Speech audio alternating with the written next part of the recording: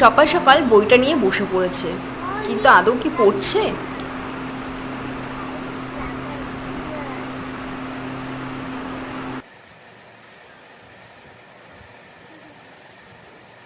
বলো গ্র্যান্ডফাদার মানে কি? গ্র্যান্ডফাদার মানে জোরে বলো, জোরে বলো। জোরে বলতে বলছি আসতে হয়ে যাচ্ছে। ফাদার মানে, ফাদার মানে কি বলো? হিচকি হচ্ছে তোমার? হুম,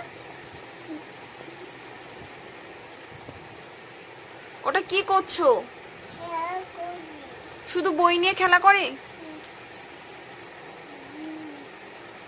ওরকম কে ছিঁড়ে ফেলেছে? বিনি কেন ছেড়ে বই?